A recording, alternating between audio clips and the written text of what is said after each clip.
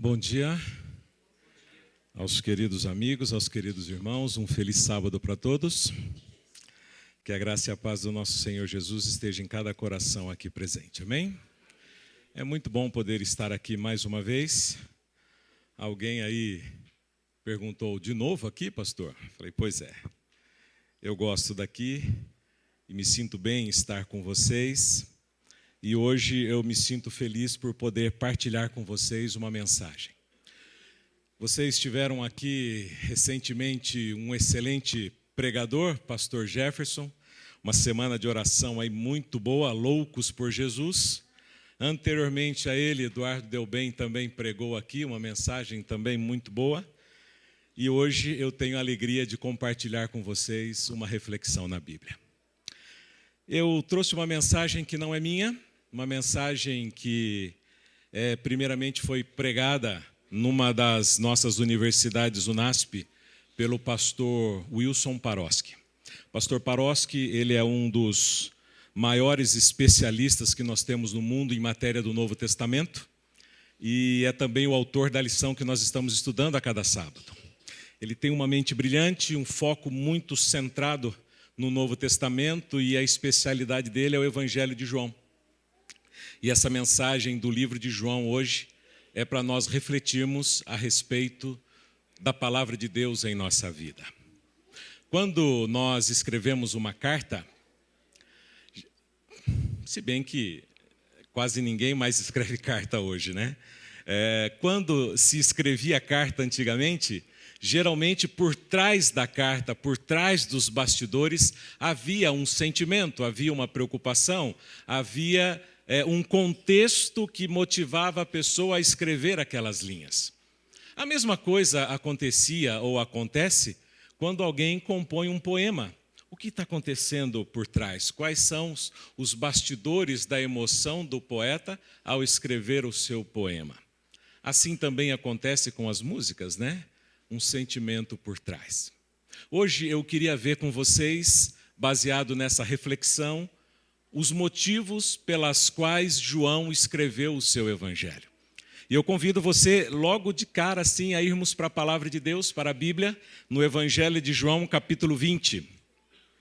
Eu convido você, ali no livro de João, capítulo 20, nós começarmos a ver o propósito pela qual João escreveu o seu evangelho. Abrindo a sua Bíblia no Evangelho de João, capítulo 20, versos 30 em diante, nós vemos o seguinte. Antes mesmo do verso 30, na sua Bíblia tem um negrito aí, tem um subtítulo em negrito. Todas têm esse negrito escrito aí? Tem? O que tem aí nesse negrito? Aqui, antes do verso 30. Antes do verso 30. O quê? O objetivo deste evangelho. Esses versos são a síntese, esses versos é o resumo a qual João quis escrever o evangelho. Por que ele escreveu esse evangelho? E aqui está o objetivo pela qual ele escreveu esse evangelho. É lógico que toda a palavra ela é inspirada por Deus. João também foi inspirado por Deus para escrever o seu evangelho. E aqui nós lemos assim: na verdade, fez Jesus diante dos discípulos, o verso 30, muitos outros sinais que não estão escritos neste livro. Estes sinais, é ao que ele está se referindo, foram registrados para que creiais que Jesus é o Cristo, o Filho de Deus, e para que, crendo, tenhais vida em seu nome. Aqui, logo de cara, algumas informações já são importantes para mim e para você.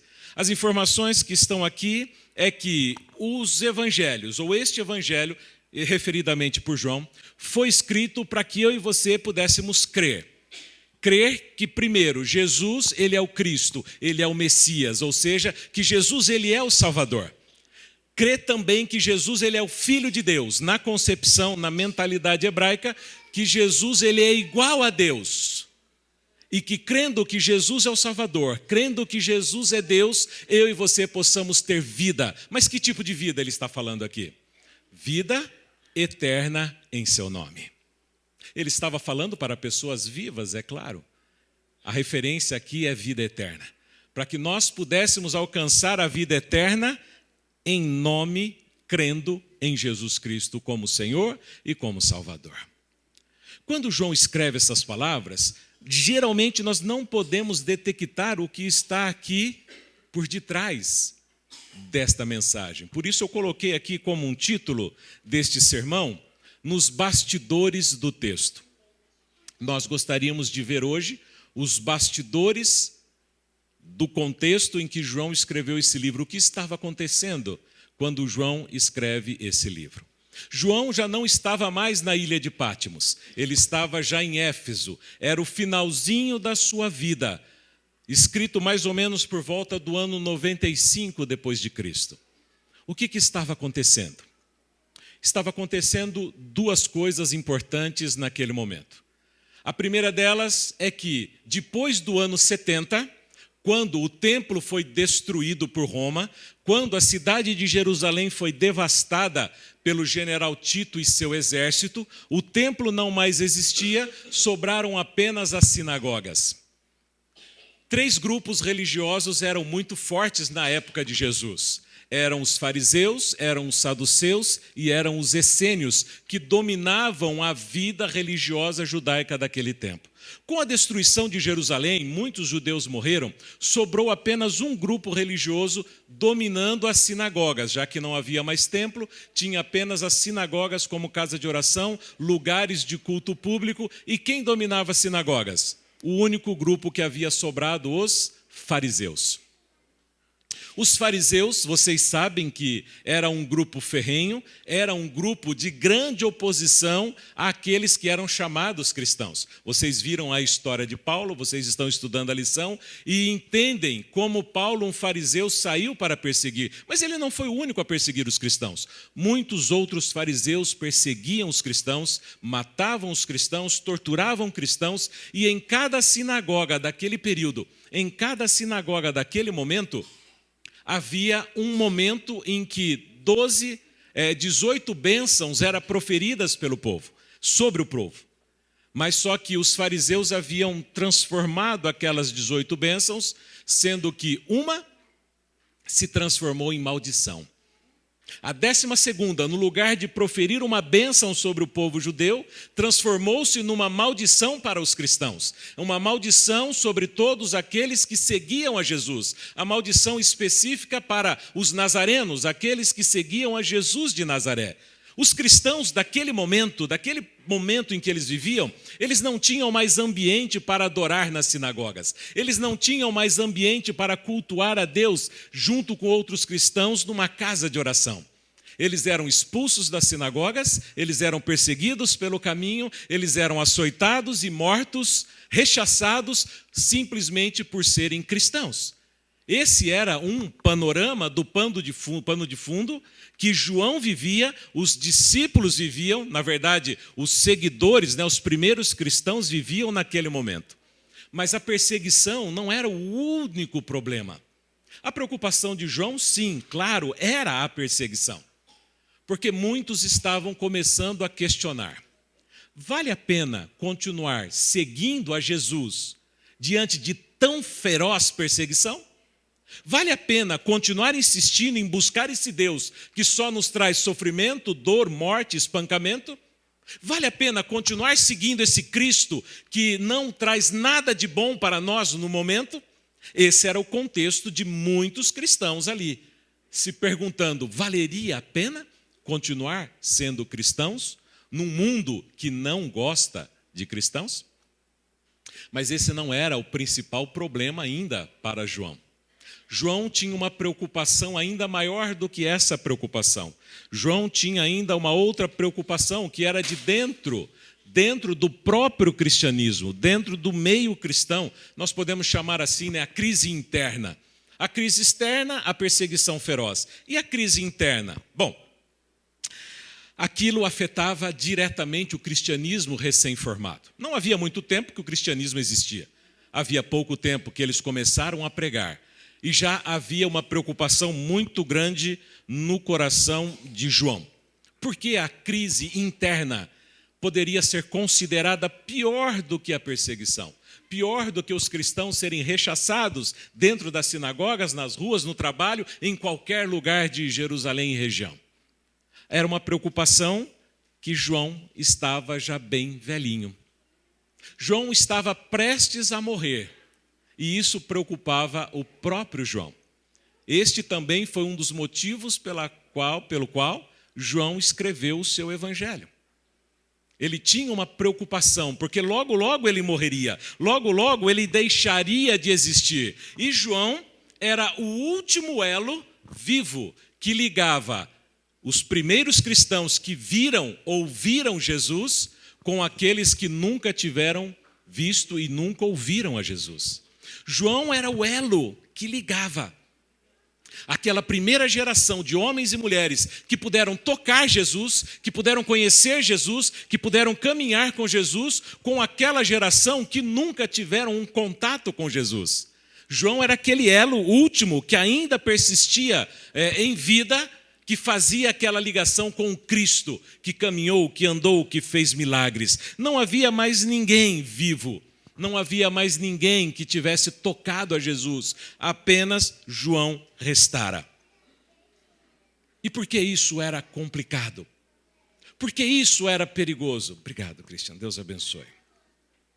O que a morte de João poderia acarretar naquele grupo de cristãos que fora estavam sendo perseguidos, e dentro tinha um ícone, tinha uma coluna, tinha um baluarte chamado João, que testemunhava, que testificava que Jesus havia estado entre nós, que Jesus havia feito milagres, que Jesus era o Filho de Deus, que Jesus realmente era poderoso.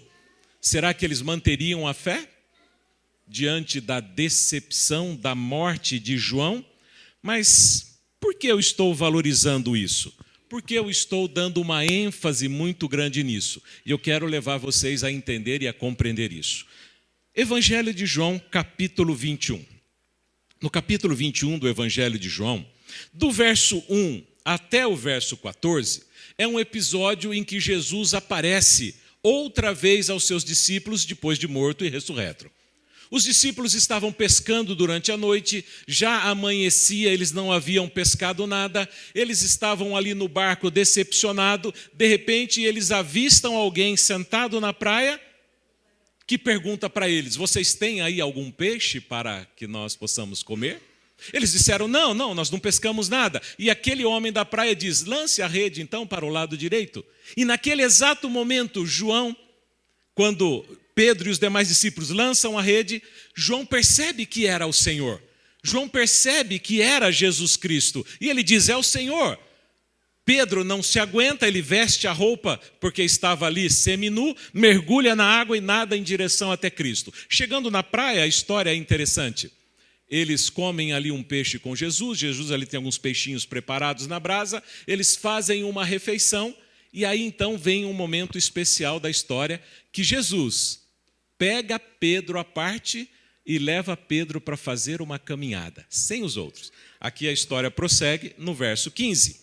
Depois de terem comido, perguntou Jesus a Simão Pedro: Pedro, filho de João, amas-me mais a mim do que a estes outros? Ele respondeu: sim, Senhor, tu sabes que eu te amo. Ele disse: então apacenta os meus cordeiros. Tornou a perguntar pela segunda vez: Simão, filho de João, tu me amas? Ele respondeu: sim, Senhor, tu sabes que te amo. Disse-lhe então: pastoreia as minhas ovelhas. Vocês sabem que Jesus fez 3 perguntas como esta. Uma pergunta para cada vez que Pedro o havia negado. O que Jesus está fazendo aqui? Jesus está restaurando a autoestima de Pedro. Imagine você como estava o coração de Pedro. Mesmo Pedro estando trabalhando, estando pescando, ele estava com o coração dilacerado. Se você tentar se colocar no lugar de Pedro, você mais ou menos vai entender como estava a vida de Pedro. Pedro havia negado a Jesus por 3 vezes. Na terceira vez que Pedro nega Jesus, ele nega Jesus olhando nos olhos do próprio Cristo. Pela terceira vez que ele nega, Jesus cruza o olhar com Pedro. Pedro vê o olhar de Cristo no momento exato em que ele está o negando. Aquilo destruiu o coração de Pedro. Aquilo dilacerou o coração daquele homem que havia negado o seu mestre 2 vezes. Mas o que ele não esperava é que a terceira vez ele cruzaria com os próprios olhos do Senhor. Como você se sentiria se você tivesse negado aquele que havia sido o seu amigo, o seu redentor, o seu salvador por 3 longos anos? Pedro não estava feliz. Pedro estava com a sua autoestima muito baixa.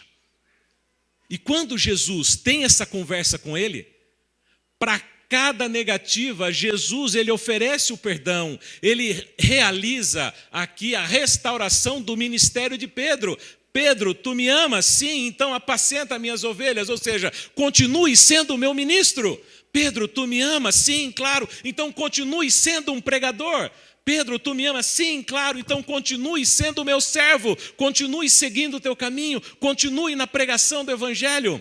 Aquilo para Pedro foi um alívio tremendo. Eu imagino que os 500 quilos que estava nas costas de Pedro foi naquele momento tirado. Jesus tira o Pedro sobre os ombros, tira o peso sobre os ombros de Pedro. E Pedro respira aliviado. Pedro ficava ali como extasiado, falou, puxa vida, era tudo aquilo que eu queria ouvir, era tudo aquilo que eu precisava. Só que no momento seguinte, em que Jesus restaura o ministério de Pedro, eleva a autoestima de Pedro, Jesus entra com uma outra informação. E aqui então nós podemos ver aqui no verso 18. Jesus diz assim, em verdade te digo, Pedro, que quando eras mais moço, tu te cingias a ti mesmo e andavas por onde querias. Quando, porém, fores velhos, estenderá as mãos e outro te cingirá e te levará para onde não queres. Que paulada! Num momento, Jesus restaura Pedro. No momento seguinte, ele diz, Pedro, você vai estender as mãos. Ou seja, para um bom judeu, você vai morrer na cruz. Naquele momento em que Pedro é levantado, no momento seguinte, Jesus diz, você vai morrer na cruz, meu filho. Pum, desaba tudo de novo. Pedro das alturas, novamente Pedro lá embaixo. A notícia vinda dos lábios daquele que nunca mentiu, a notícia vindo dos lábios daquele que nunca errou, a notícia vindo dos lábios daquele que nunca se enganou, para Pedro foi uma certeza plena de que realmente a cruz seria o seu momento final. E de novo eu te convido, como você se sentiria de receber das bocas daquele que nunca mentiu a notícia que você vai morrer na cruz? Que coisa! O chão some debaixo dos pés de Pedro. Parece que toda aquela alegria de segundos atrás vira de novo um grande pesar.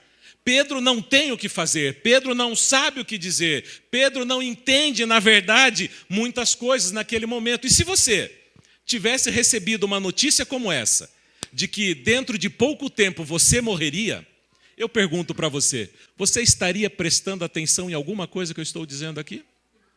Dificilmente. Dificilmente você prestaria atenção no que eu estou dizendo aqui se você tivesse recebido a notícia que dentro de pouco tempo você ia morrer.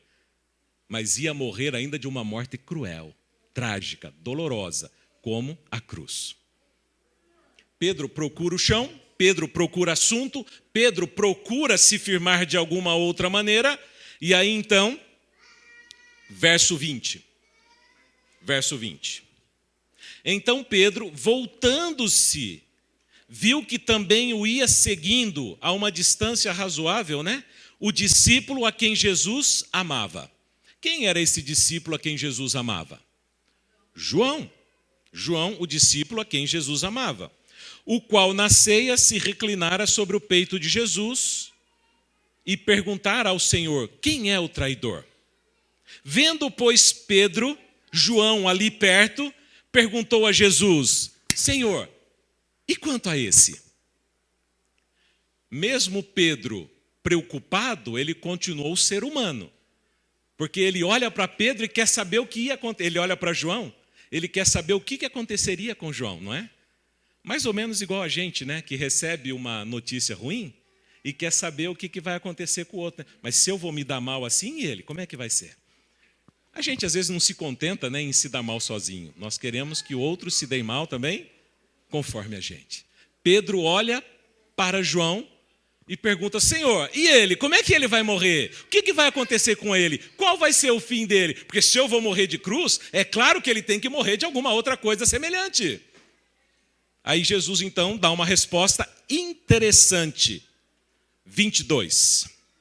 Respondeu, então, Jesus, se eu quero que ele permaneça até que eu venha, que te importas?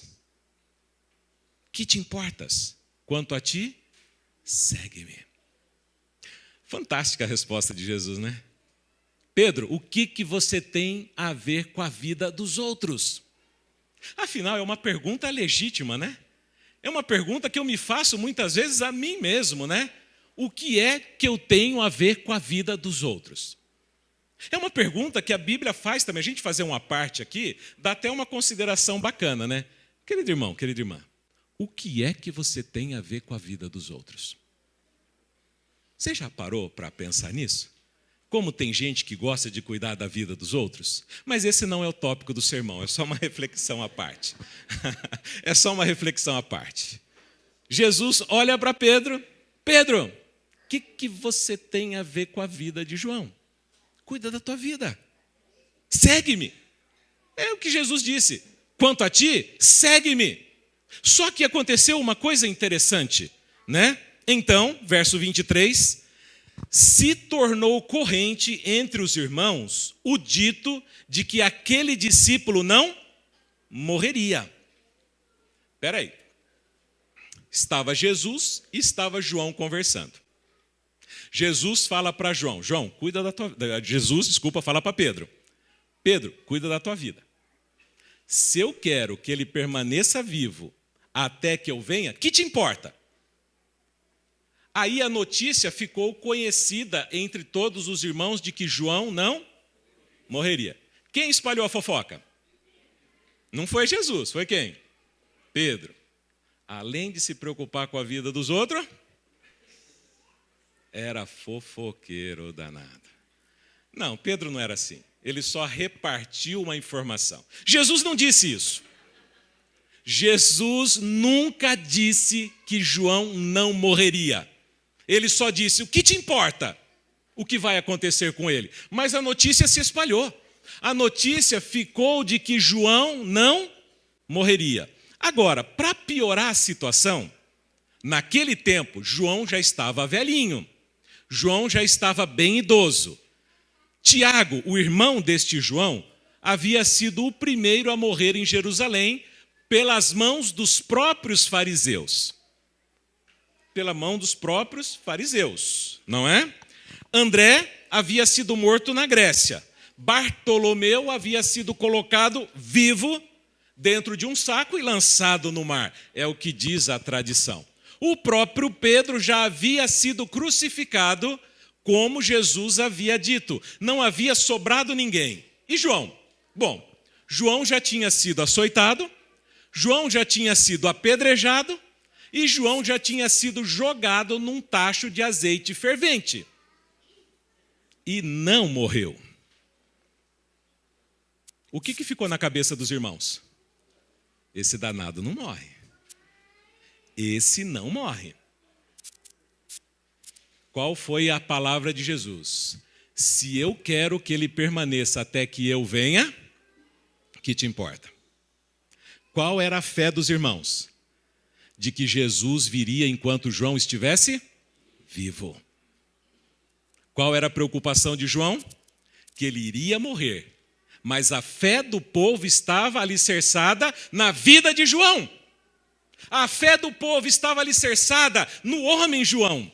A fé do povo estava alicerçada enquanto aquele homem vivia e caminhava. E João estava preocupado.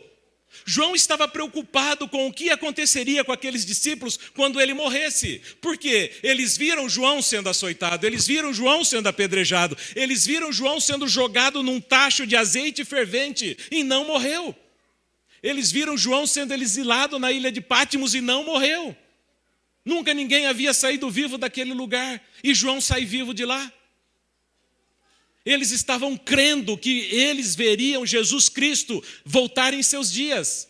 Mas João iria morrer e Jesus não teria voltado. Perseguição de um lado, decepção do lado de dentro. O que aconteceria com aquela igreja recém-formada? O que aconteceria com a fé daquele povo? O que aconteceria com aqueles cristãos que precisavam desabrochar? Você entende o porquê que João escreveu esse evangelho? Você entende o porquê que João estava preocupado? Este é um dos bastidores que levou João a escrever o seu evangelho. Só que aí então, a fé alicerçada em João, os problemas externos junto com o problema interno era pior para aquele cristianismo recém-começado. E João precisava tomar uma atitude, ele decide então escrever o evangelho. Mas quando ele escreve esse evangelho, tendo isso no coração, ele tinha também uma outra intenção. Aqui eu estou chamando de os bastidores dos bastidores, que eu quero levar você a enxergar um pouquinho mais fundo sobre o que aconteceu para que João tivesse essa ideia e pudesse levar as pessoas a crer naquilo que havia sido escrito. Evangelho de João, capítulo 20, verso 24. Nós estamos ali, tudo no 20, 24. Ora, Tomé, verso 24 do capítulo 20, um dos 12, chamado Dídimo, não estava com eles quando Jesus veio. Disseram-lhe então os outros discípulos: vimos o mestre. Mas ele respondeu: se eu não vir nas suas mãos o sinal dos cravos, e ali não puser o dedo, e não puser a mão no seu lado, de modo algum eu vou acreditar. Essa foi a primeira aparição de Jesus. Tomé não estava. Tomé disse que só acreditaria quando tocasse em Jesus. Só acreditaria. O verso 26, então, é a segunda aparição de Jesus. Passado 8 dias, estavam eles ali reunidos no mesmo lugar, só que desta vez Tomé estava com eles. Estando as portas trancadas, veio Jesus, pôs-se no meio deles e disse: paz seja convosco. Jesus entrou no meio dos discípulos e só disse uma coisa: paz seja convosco. Depois já foi direto até Tomé. Ele não conversa, ele não troca ideia, ele não cumprimenta mais ninguém, ele vai direto a Tomé.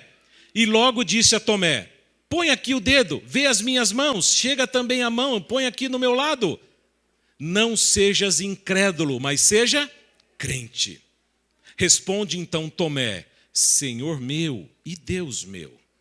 Disse-lhe Jesus: porque me viste, creste? Bem-aventurados que não viram e creram. João começa a abrir um panorama diferente no seu evangelho. João começa a dar uma dimensão muito diferente no seu evangelho. João começa a trazer uma dimensão muito maior para mim e para você do que para eles naquele dia. Porque o que João está destacando aqui é que há uma bênção muito grande para aqueles que nunca viram, ou ouviram, ou tocaram em Jesus, mas mesmo assim creram. Pensa comigo, como é fácil crer em Jesus se você está vendo Jesus olhar para o túmulo e dizer assim: Lázaro, sai para fora. Lázaro então sai para fora. É fácil crer desta maneira.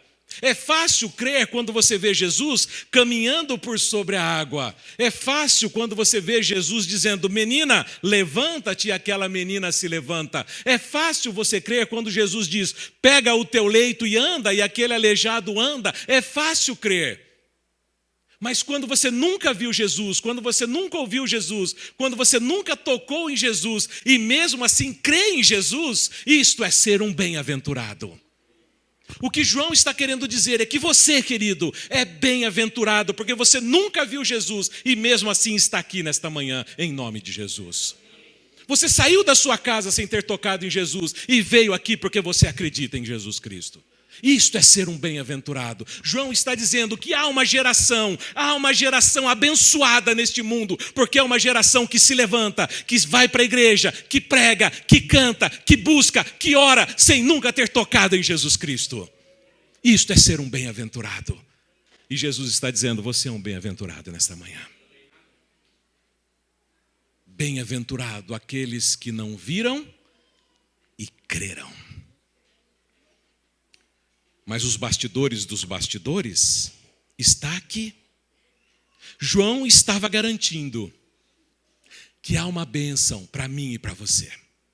João estava garantindo que existe algo muito, muito, muito melhor do que talvez existiu para aquelas pessoas que caminharam com Cristo, que viveram com Cristo. E para finalizar, a gente volta no texto que iniciamos, capítulo 20, verso 30 e 31. Na verdade, verso 30, fez Jesus diante dos discípulos muitos outros sinais que não estão escritos neste livro. João não se preocupa em colocar todos os milagres de Cristo. João tem uma preocupação só, de colocar 7 milagres. 7 milagres. Por que João escolheu esses 7 milagres? Porque foram 7 milagres que Jesus não usou o toque. Foram 7 milagres que Jesus não usou suas mãos. Foram 7 milagres que Jesus usou apenas a sua palavra. Por que João registrou apenas estes 7? Porque foram 7 sinais que Jesus usa apenas a palavra. E a palavra foi escrita. A palavra de Deus foi escrita para que você creia que Jesus, Ele é o Salvador.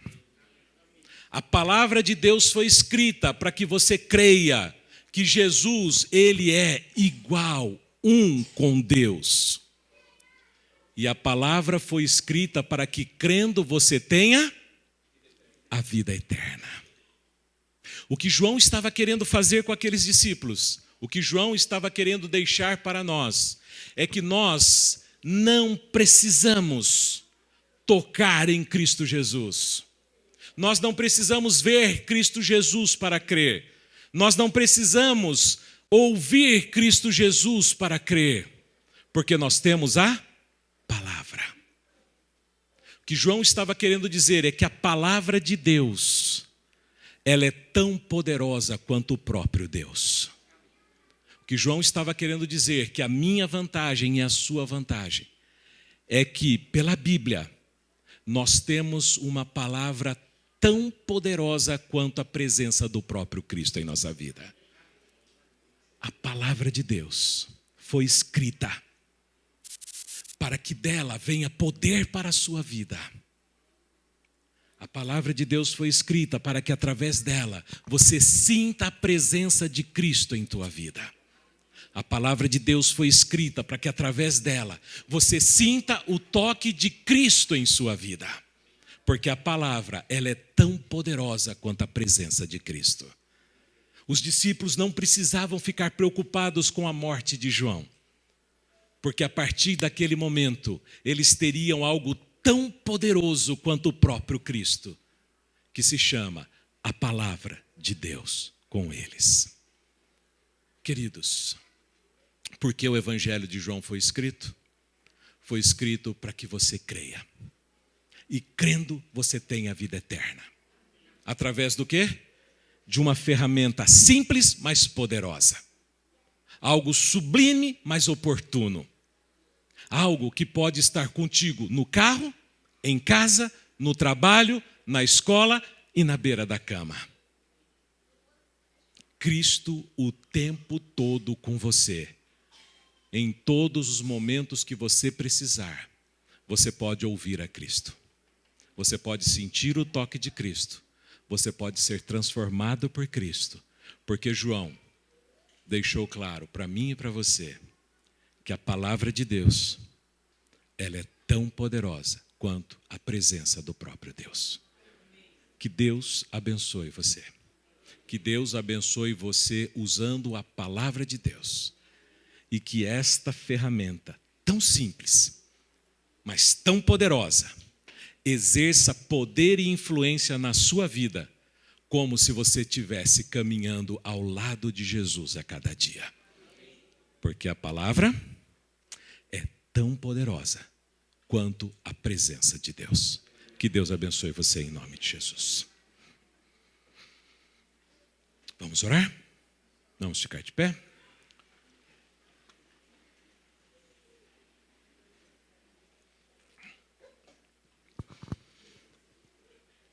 Santo e amado Deus, nós estamos, Senhor, felizes porque estamos na Tua casa.